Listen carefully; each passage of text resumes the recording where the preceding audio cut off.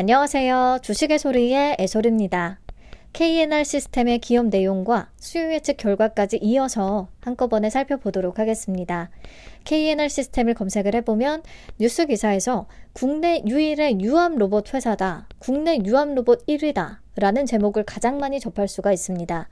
근데 사실 이 회사의 전통적인 주력 사업은요, 시험 장비 쪽이에요. 철도나 자동차, 토목, 에너지 같이 다양한 산업에서 사용되는 제품들을 개발을 할 때 특정 환경에서 잘 버티는지 문제가 발생하지는 않는지 미리 테스트하는 과정이 필요할 텐데요. 이때 실제와 동일한 시뮬레이션 환경에서 테스트를 할 수 있게끔 하는 그런 시험 장비를 개발하고 제조합니다.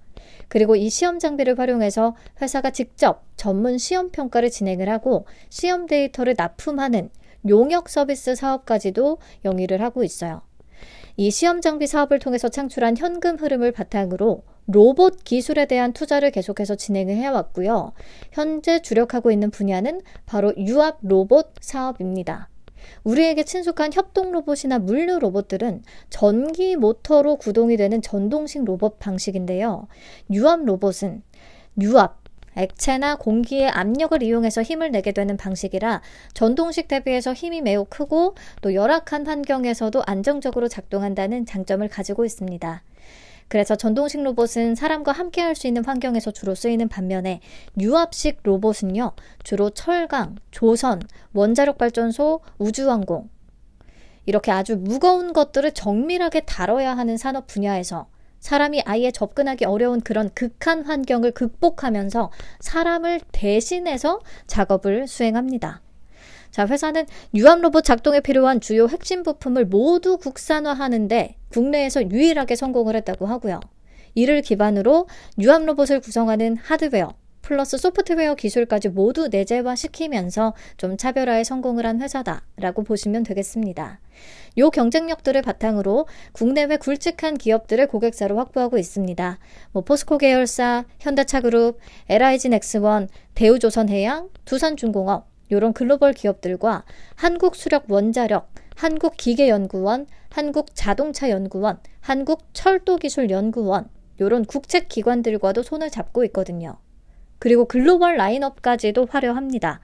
아틀라스 휴머노이드 로봇으로 유명한 보스턴 다이내믹스의 유압 핵심 부품을 납품한 이력을 가지고 있고요. 그리고 세계적인 로봇 기술 연구소 유럽 IIT에 자체 개발한 유압 로터리 액추에이터를 지속적으로 공급하고 있다고 해요.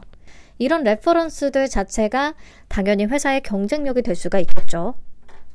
네, 그래서 회사가 유압 로봇을 굉장히 강조하고 있기는 한데 혹시 아직 매출은 이쪽에서 거의 발생하지 않고 시험 장비 쪽에서만 돈을 벌고 있는 것은 아닐까라는 생각이 들더라고요. 그렇다면 아직 로봇 기업이라고 하기에는 무리가 있는 게 아닌가 싶어서 매출 비중을 확인을 해봤더니 그래도 23년 가결산 결과 유압 로봇 제품의 매출 비중이 29.3%까지 확대된 것으로 파악이 됩니다. 긍정적으로 볼 수 있겠죠. 네, 아무튼 회사는 이 두 개의 사업을 주축으로 계속 성장을 하고 있다는 건데 중요한 건 앞으로 두 사업 분야의 실적이 더 증가할 수 있겠느냐라는 거죠. 먼저 시험 장비 쪽을 보면 2020년에 대만 철도 시험 장비 프로젝트 1차 수주를 따낸 바가 있거든요. 이게 엄청 대규모 프로젝트였기는 한데 이 레퍼런스를 기반으로 1.5차, 2차, 3차 후속 프로젝트까지 노리고 있다고 얘기를 합니다. 이 중에서 1.5차 역시 수의 계약으로 수주가 거의 확실시 되고 있다고 해요. 다만 2차와 3차는 확정된 건은 아니거든요. 그래서 불발될 가능성도 존재할 텐데 1차 프로젝트를 성공적으로 수행을 했기 때문에 입찰에 있어서 경쟁력이 좀 있지 않겠냐라는 게 회사 측의 설명입니다. 그리고 145억 원 규모의 인도 철도 프로젝트 입찰에도 참여할 계획이라고 밝혔습니다. 이렇게 시험 장비 대규모 프로젝트 수주가 예상이 되고 있다라는 부분이 첫 번째로 있고요. 그리고 유압 로봇 쪽을 보면 현재 8개의 유압 로봇 파이프라인을 구축해놨다고 해요. 그동안 또 다양한 기업과 한국수력원자력, 중부화력발전소, 한국핵융합에너지연구원 등등 정부 유관기관과 함께 개발을 하면서 시제품까지도 공급을 해왔고요. 올해부터는 본격적으로 현장에 적용이 될 예정이라고 합니다. 그러면 매출도 본격화될 수가 있겠죠.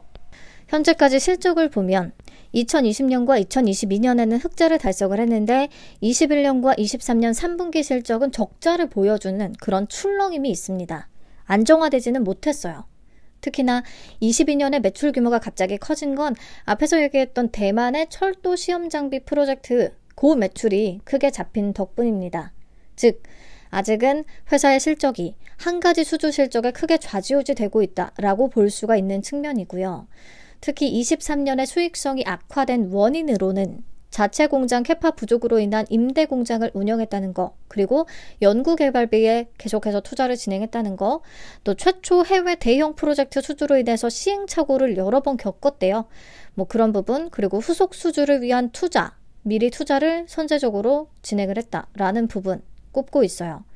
그러니까 아직은 좀 시행착오가 필요한 단계고 자체적인 캐파도 부족하고 안정화 단계에 접어들려면 시간이 조금 필요하겠다라는 느낌이 들기는 하는데요.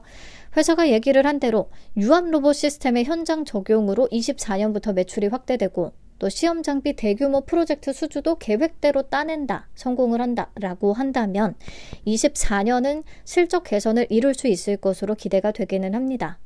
네, 이 정도 보고요. 공모가 어떻게 산정했는지 잠깐 확인해보죠. 비교 기업으로는 삼익 THK, 라운테크, 서암기계공업을 선정했습니다. 이들의 최근 4개 분기 실적 기준 평균 PER은 37.79배로 계산이 됐어요. 그렇다면 이 피어그룹은 유압 로봇을 다루는 회사들이냐? 아니요, 그렇진 않습니다. 국내에는 유압 로봇 쪽으로는 경쟁 상대가 없고 해외에 무그, 보스톤 다이내믹스, 실링 로봇 정도가 있거든요. 그러다 보니까 국내 로봇 기업 중에서 순이익이 발생한 기업으로 찾았을 거고요. 그 중에서도 너무 높은 PER은 제외하고 이러다 보니까 이 3개의 기업이 선정된 것으로 보입니다.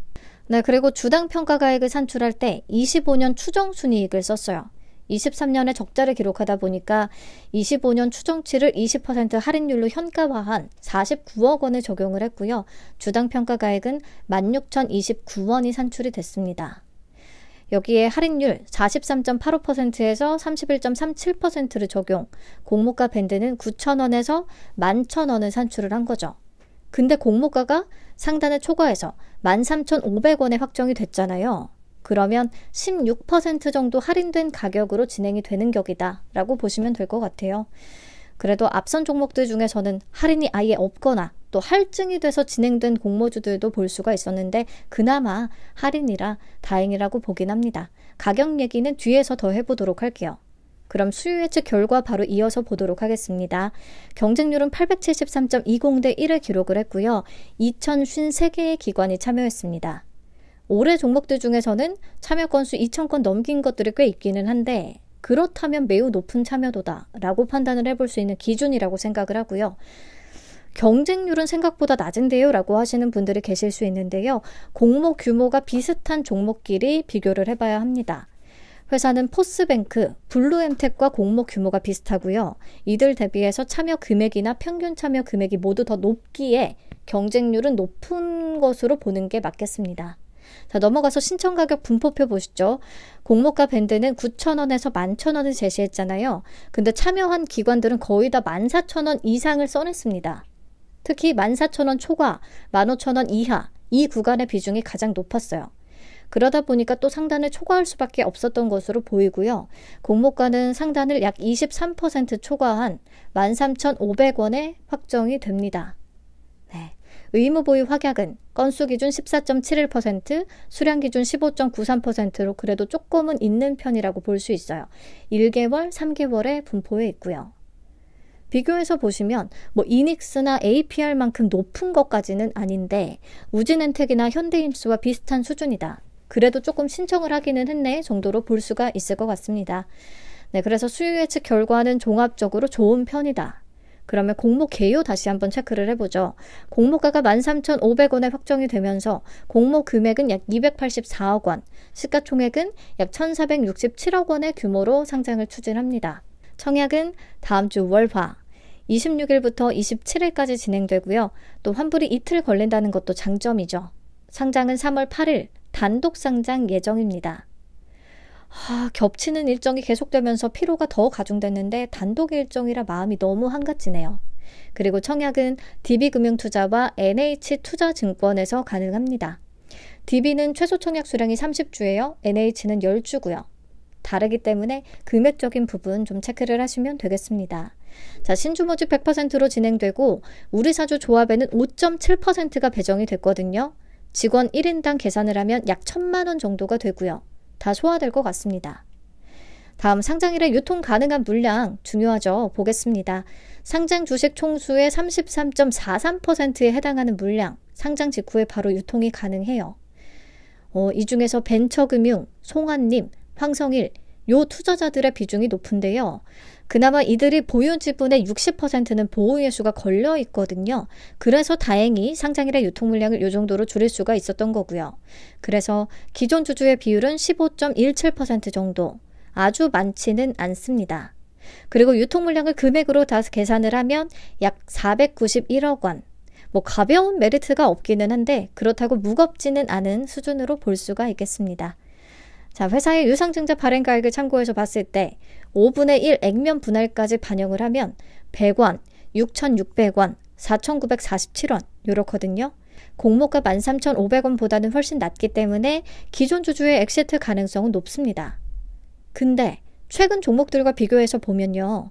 그나마 2월 공모주 중에서는 유통 물량과 기존 주주의 비율이 가장 낮은 수준을 기록하고 있거든요. 그래서 그나마 기존 주주의 리스크도 가장 적다고 볼 수가 있을 것 같습니다. 네, 그래서 지금까지 내용 보시면서 한번 정리하면 될 것 같고요. 우선 유통가는 금액이 비슷하면서 수요 예측 결과가 좋았던 공모주들부터 한번 찾아서 봤습니다. 보면 포스뱅크와 기린 리소스는 고가 기준 200%를 넘겼었어요. 근데 그 이전에는 82%, 150%, 104% 이런 종목들도 보이더라고요. 그래서 요즘 같은 수급 상황에서는 150에서 200% 사이 그 정도는 기대해 볼 수 있지 않나 싶습니다. 단독 상장이라 더 잘 가주면 고마운 거고요. 그리고 로봇 공모주들 기본적으로 성과가 좋은 편이잖아요. 규모에 상관없이 레인보우 로보틱스부터 유일 로보틱스 따장을 찍었었고 뉴로메카는 IPO 침체기에 상장을 해서 좀 어려웠지만 그래도 괜찮았고 두산 로보틱스는 1.7조 원짜리임에도 1.7조 원 규모임에도 고가 기준 160%를 찍었었어요. 그 이후에 쭉쭉 더 올라간 경향을 막 보였었죠. 그래서 아마 KNR 시스템에 대한 기본 기대치도 꽤 높을 것으로 생각이 됩니다. 회사가 현재는 적자이기 때문에 PER로 평가하기는 어렵겠고요. 두산 로보틱스가 상장을 할 때도 우리가 매출액 기준, PSR 기준으로 밸류를 평가를 했었기 때문에 이번에도 PSR 수치를 좀 비교를 해보겠습니다. 3분기 연한산 매출액과 23일 시가총액 기준으로 계산을 했고요. 두산 로보틱스는 106배, 뉴로메카는 43배, 유일 로보틱스는 10배, 레인보우 로보틱스는 238배. 예상하셨듯이 로봇 섹터는 시장에서 굉장히 높게 평가를 받고 있어요. 여전히. 물론 KNR 시스템은 유압 로봇이라 협동 로봇 쪽과는 조금 다르다고 보기는 하는데요. 그래도 심리적으로 KNR 시스템의 PSR 6.82배는 매우 낮다고 느껴질 수가 있겠습니다. 자, 그리고 시가총액의 절대적인 수치도 1,467억 원, 1,000억 원대로 출발을 하는 거라서 다소 부담이 덜할 것 같아요. 그래서 상승 여력은 충분하다라고 보고 있습니다. 자, 그럼 지금부터는 배정 물량과 청약 한도, 청약을 위한 기본 정보들 챙겨보도록 하겠습니다. DB와 NH, 배정 물량은 26만 3천 주로 동일해요. 근데 일반 등급의 청약 한도 차이가 꽤나 큽니다. DB는 26,300주, NH는 8,600주. 그래서 DB는 1억 7,752만 5천 원까지, NH는 일반 등급이면 5,800만 원 정도까지만 청약이 가능하다는 얘기고요. 둘 다 수수료는 2천 원이 붙습니다. DB는 계좌를 22일까지 만들었어야 참여 가능하고요. NH는 청약 당일 비대면 개설 후에 바로 참여 가능합니다. 최소 수량은 앞에서 얘기했듯이 DB는 30주 20만 2,500원이 필요하고 NH는 10주니까 6만 7,500원을 준비하면 되겠습니다. 네, 그럼 청약 건수부터 예상을 해볼게요. 최근에 괜찮았던 종목에는 40만 건 넘게 참여를 하고 있습니다. 그래서 이번에도 DB와 NH를 합쳐서 40만 건을 넘길 수 있겠다라고 보고 있고요. 다만 DB는 계좌 수가 적은 증권사 중에 하나입니다.